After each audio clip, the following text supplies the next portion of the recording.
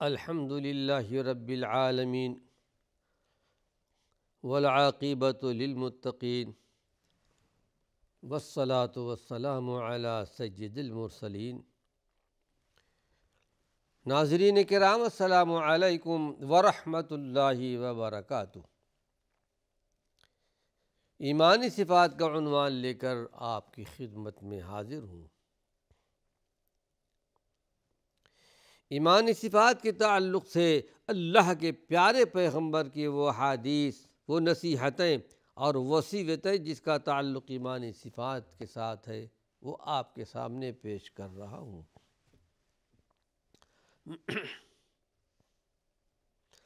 آئیے ایک حدیث آپ کے سامنے پیش کی جا رہی ہے۔ یہ جامع ترمذی کی روایت ہے۔ صحاح ستہ کی 6 کتابیں ہیں احادیث کی، جس کو صحیح کتابیں کہی گئی ہیں۔ اس میں ایک کتاب ہے جامع ترمذی، امام ترمذی رحمۃ اللہ علیہ نے اس کو جمع کیا ہے۔ ایک روایت ہے عمرو بن میمون کی طرف سے، عمرو بن میمون ازدی کی طرف سے، صحابی رسول ہیں، اللہ کے نبی صلی اللہ علیہ وسلم کی رسالت پر ایمان لائے۔ وہ ایک حدیث بیان کرتے ہیں۔ حقیقت میں ناظرین کرام، صحابہ کا ہم انسانوں پر بہت بڑا احسان اور کرم ہے۔ انہی کے واسطے سے، انہی کے ذریعے سے ہم کو اسلام کا، دین کا یہ پیغام پہنچا ہے۔ کیونکہ اللہ کے پیارے پیغمبر محمد صلی اللہ علیہ وسلم نے ارشاد فرما دیا تھا صحابہ سے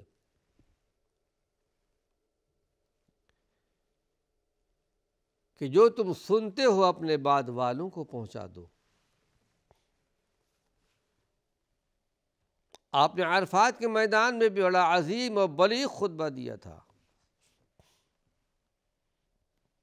اور آپ نے ارشاد فرمایا تھا کہ جو یہاں پر حاضر نہیں ہے، غیر حاضر لوگوں کو پہنچا دیں۔ اور صحابہ نے ایک ایک بات بیان کر دی۔ ازواج مطہرات ہیں، آپ کے ایک ساتھ 9 بیویاں تھیں جس وقت آپ کا انتقال ہوا، آپ دنیا سے تشریف لے گئے۔ مختلف قبیلوں کے میں آپ نے شادیاں کی ہیں۔ مقصد صرف یہ تھا کہ اللہ کے پیارے پیغمبر جو کچھ بیان فرمائے گھر میں، وہ باتیں ایک ایک قبیلے سے نکل کر ساری دنیا میں پھیل جائیں۔ اور حقیقت میں ازواج مطہرات نے بھی ایک ایک بات بیان کر دی۔ عائشہ صدیقہ ہیں، صدیق اکبر کی بیٹی، حضرت حفصہ ہے، عمر ابن خطاب کی بیٹی، اور ہیں ایک ایک قبیلے کی خاتون جو ازواج مطہرات کہلائیں کہ اللہ کے نبی نے یہ فرمایا، اللہ کے نبی نے یہ فرمایا۔ وہ باتیں ہمارے اور آپ تک آئیں۔ تو عمرو بن میمون ازدی کہتے کہ اللہ کے نبی صلی اللہ علیہ وسلم نے ارشاد فرمایا، لِرَجُلٍ وَهُوَ يَعِظُهُ، ایک آدمی سے، جب کہ آپ اس کو نصیحت کر رہے تھے، لیکن یہ نصیحت صرف اس آدمی کے لیے خاص نہیں تھی، ورود خاص کہلاتا ہے لیکن حکم عام ہوتا ہے۔ احادیث کے اندر کوئی بات آپ نے کسی سے بیان کر دی، اس کو ورود خاص کہتے ہیں۔ ان کے سامنے آپ نے بیان فرمایا، لیکن حکم عام ہوتا ہے، سب کے لیے ہوتا ہے۔ ایک آدمی سے اللہ کے پیارے پیغمبر کہہ رہے تھے نصیحت کرتے ہوئے، اغتنم خمسا قبل خمس، 5 چیزوں کو 5 چیزوں سے پہلے غنیمت جاننا۔ 5 چیزیں ایسی ہیں جن کو 5 چیزوں سے پہلے غنیمت جاننا، غنیمت جان کر اس پر عمل کرنا، دھیان دینا، توجہ دینا۔ بڑی حکمت کی باتیں اللہ کے نبی نے بیان فرمائی، آپ کو حکمت دی گئی تھی۔ آپ معلم تھے، قرآن نے آپ کے لیے سند دی کہ اللہ نے آپ کو علم و حکمت سکھایا۔ آپ لوگوں کے نفسوں کا تزکیہ کرتے تھے، نفسوں کو پاک کرتے تھے، علم و حکمت کی تعلیم دیا کرتے تھے۔ فرمایا شبابک قبل حرمک، اپنے جوانی کو غنیمت جاننا۔ جوانی کے عالم میں جو توانائی ہوتی ہے، جو طاقت اور قوت ہوتی ہے، اللہ کی بہت بڑی نعمت ہے۔ بڑھاپا آنے سے پہلے پہلے اس کو غنیمت جاننا کہ اپنے جوانی کے عالم میں جو نیکیاں کر سکتے ہو اللہ کو راضی کرنے کے لیے، کثرت سے نوافل پڑھ سکتے ہو، کثرت سے روزے رکھ سکتے ہو، خدمت خلق کر سکتے ہو، کسی کا کام آ سکتے ہو، بڑھاپے کے عالم میں نہیں کر سکتے، یہ کام کر لو۔ انشاءاللہ اس کی شرح آگے بیان کروں گا۔ پہلی بات تو کہ اپنی جوانی کو غنیمت جانو، بڑھاپے کے آنے سے پہلے۔ وَصِحَّتَكَ قَبْلَ سُقْمِكَ، اپنی صحت کو غنیمت جانو بیماری سے پہلے۔ وَغِنَاكَ قَبْلَ فَقْرِكَ، اپنے مالداری کو، دولت مندی کو غنیمت جاننا فقر و فاقہ آنے سے پہلے۔ وَفَرَاغَكَ قَبْلَ شُغْلِكَ، اپنی فراغت کو، ابھی کچھ کام نہیں ہے، غنیمت جانو مشغولیت سے پہلے۔ وَحَيَاتَكَ قَبْلَ مَوْتِكَ، اور اپنی زندگی کو بھی غنیمت جانو موت کے آنے سے پہلے۔ یہ تو اس کا ترجمہ ہو گیا، لیکن ہاں ایک طائرانہ نگاہ ڈالتے ہیں اللہ کے پیارے پیغمبر کی ان نصیحتوں پر۔ اس کا مطلب یہ کہ انسان کے حالات ہمیشہ یکساں نہیں رہتے، کبھی کچھ ہے تو کبھی کچھ ہے۔ قرآن حکیم میں کہہ دیا گیا وَتِلْكَ الْأَيَّامُ نُدَاوِلُهَا بَيْنَ النَّاسِ، یہ ایام ایسے ہیں جس کو ہم بدلتے رہتے ہیں،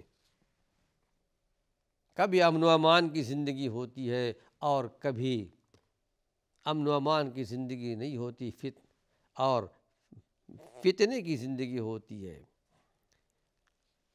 ایک جوانی کی زندگی ہے، کبھی بڑھاپے کی زندگی ہے، صحت والی زندگی ہے تو بیماری والی زندگی ہے۔ انسان ہمیشہ یکساں ایک حالت میں نہیں رہتا، اس لیے اس کو چاہیے کہ جب اللہ رب العالمین اسے کچھ کام کرنے کے قابل بنائے رکھے، اطمینان نصیب فرمائے، غنیمت جانے اور کچھ اللہ کے لیے، اللہ کی رضا کے لیے، اللہ کو راضی کرنے کے لیے دین کا کام کر لے۔ پہلی بات جو بیان فرمائی، جوانی کو غنیمت جانے بڑھاپے کے آنے سے پہلے۔ پھر یہ کہ ناظرین کرام، غالباً شیخ سعدی نے ایک مقام پر کہا تھا فارسی میں کہ در جوانی توبہ کردن شیوائے پیغمبر است، در جوانی توبہ کردن شیوائے پیغمبر است، اور وقت پیری گرگ ظالم می شود پرہیزگار۔ جوانی میں توبہ کرنا، جوانی میں اللہ کی عبادت کرنا، یہ تو انبیاء علیہم السلام کا شیوا رہا ہے۔ ہر پیغمبر کو نبوت ملی ہے جوانی کے عالم میں، جب کہ وہ 40 سال کے ہوتے تھے، اور پھر ہمارے اور آپ کے آخری پیغمبر احمد مجتبیٰ محمد مصطفیٰ صلی اللہ علیہ وسلم، آپ کو بھی نبوت کا تاج پہنایا گیا 40 سال کی عمر میں۔ تو حقیقت میں انبیاء علیہ السلام کا شیوا رہا ہے۔ آگے لکھتے ہیں، کہتے ہیں وقت پیری گرگ ظالم می شود پرہیزگار، اور پھر جوانی کا عالم گزر گیا، جوانی میں تو کھیل کھیل لیا، نافرمانیاں کر لی، لیکن جب بڑھاپے کا زمانہ آیا، پیری کا زمانہ آیا اور شہوتیں بھی ختم ہو چکی ہیں، اب کہتا ہے میں اب پرہیزگار ہو گیا ہوں۔ یہ بھی ایک اچھی بات ہے، یہ بھی ایک اچھی بات ہے کہ اس زمانے میں بھی ہوش آ جائے۔ لیکن جب یہ کہے کہ اب میں یہ چھوڑ دوں گا، وہ گناہ چھوڑ دوں گا، وہ گناہ چھوڑ دوں گا، تو یہ تو ایسا ہی ہے جیسا کہ ایک بھیڑیا جب کہ بوڑھا ہو چکا ہے، اس کے دانت بھی گر چکے ہیں، اور بھیڑیا کہے کہ اب میں شکار نہیں کرتا، اب تو شکار کے قابل نہ رہے، کیسے شکار کرو گے؟ ایک مثال سے بیان کرنے کی کوشش کی ہے۔ جوانی کی زندگی بڑی عظیم نعمت والی زندگی ہے، اس کی قدر کرنی چاہیے۔ اللہ کے پیارے پیغمبر محمد صلی اللہ علیہ وسلم کے ایک ساتھی تھے، صحابی تھے، عبداللہ بن عمرو بن عاص، بڑے عابد و زاہد تھے، کثرت سے نمازیں پڑھتے تھے، پوری پوری رات نماز میں گزار دیتے تھے، روزے رکھا کرتے تھے، قرآن کی تلاوت کثرت سے کیا کرتے تھے۔ ایک مرتبہ بیوی صاحبہ نے شکایت اللہ کے پیارے پیغمبر کے پاس آ گئی، تو آپ نے ان کو بلایا، اے عبداللہ بن عمرو، میری زندگی اپناؤ، میں رات میں سوتا بھی ہوں اور رات میں اللہ کی عبادت بھی کرتا ہوں، بیویوں کے بھی حقوق ہیں، بیوی بچوں کے بھی حقوق ہیں۔ اور آپ نے ان کو بتایا کہ ایسا ایسا تمہیں روزہ بھی رکھنا ہے، مہینے میں 3 روزے رکھو، بہت بہت تو یوم الخمیس یوم الاثنین روزے رکھ لو۔ بار بار کہتے رہے کہ میں اس سے زیادہ روزہ رکھ سکتا ہوں، اس سے زیادہ نوافل پڑھ سکتا ہوں، اس سے زیادہ قرآن کی تلاوت کر سکتا ہوں۔ آخر میں آپ نے کہہ دیا کہ 3 دن سے زیادہ قرآن کو ختم نہیں کرنا۔ بڑے عابد، لیکن آپ نے ارشاد فرما دیا تھا، اے عبداللہ بہت ممکن ہے بڑھاپے کے عالم میں یہ نہیں کر پاؤ گے۔ لیکن جب بڑھاپے کا زمانہ آیا تو عبداللہ بن عمرو بن عاص یاد کرنے لگے کہ اللہ کے پیارے پیغمبر نے مجھے نصیحت فرمائی تھی، کاش کہ آپ کی نصیحت کو قبول کر لیتا، آج میں اتنا سب کچھ نہیں کر پا رہا ہوں۔ جوانی کی زندگی کو غنیمت جانے، جو نیکیاں کر سکتا ہے جوانی میں بڑھاپے میں نہیں کر سکتا۔ خدمت خلق کر سکتا ہے، لوگوں کی مدد کر سکتا ہے، لوگوں کے بوجھ کو اٹھا سکتا ہے، بڑھاپے میں نہیں کر سکتا۔ بڑھاپے میں یہ خود معذور ہو جاتا ہے، خود دوسروں کے سہارے کا محتاج بن جاتا ہے۔ پھر کہا، حدیث شریف کے اندر آتا ہے، وَشَابٌ نَشَأَ فِي عِبَادَةِ اللَّهِ، کل حشر کے میدان میں، قیامت کے میدان میں 7 آدمی، 7 آدمی نہیں، 7 قسم کے آدمی عرش الہی کے سائے میں ہوں گے۔ 7 یظلہم اللہ فی ظلہ یوم لا ظل الا ظلہ، کل حشر کے میدان میں، قیامت کے میدان میں 7 قسم کے آدمی ایسے آئیں گے اللہ کے عرش کے سائے میں، جبکہ اللہ کے عرش کے سوا کوئی سایہ نہیں ہوگا۔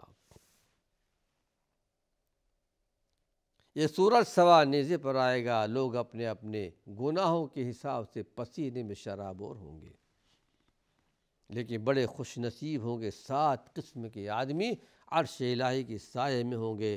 رب ذوالجلال ہم سب کو زمرے میں شمار فرما لے۔ امام بخاری رحمۃ اللہ علیہ نے بخاری شریف میں اپنے اپنے وقت کے لحاظ سے 7 مقام پر اس حدیث کا ذکر کیا ہے۔ اس میں سے ایک یہ بات تھی، پوری باتیں نہیں بیان کرتا، ایک بات یہ بھی تھی کہ وَشَابٌ نَشَأَ فِي عِبَادَةِ اللَّهِ، وہ نوجوان جس کی جوانی اللہ کی عبادت میں گزری ہو، وہ نوجوان جس کی عبادت اللہ کی زندگی اللہ کی عبادت میں گزر رہی ہو، کل قیامت کے دن حشر کے میدان میں عرش الہی کے سائے میں ہوگا۔ جوانی کی عبادت اللہ کے یہاں بہت زیادہ مقبول ہے۔ عمر بن عبدالعزیز رحمۃ اللہ علیہ 5ویں خلیفہ ہیں۔ خلیفہ بننے کے بعد فجر کی نماز پڑھنے کے بعد اپنے کمرے میں آئے، آپ کا نوجوان بیٹا، بڑے عابد و زاہد، 17 سال کی عمر، یہ تربیت ایسے ان کو ملی تھی ماں باپ کی طرف سے، ابا جان آپ کیا کر رہے ہیں؟ بیٹے تھوڑا آرام کر رہا ہوں۔ غالباً اس سے پہلے میں نے اس بات کو بیان کیا تھا، لیکن بیٹے نے یہ بات بیان فرمائی تقوی طہارت کی بنا پر، کیا آپ ظہر کے بعد فیصلہ کریں گے بہتر ہے کہ ابھی کر لیں؟ کیا اس بات کی ضمانت ہے کہ آپ زندہ رہیں گے ظہر تک؟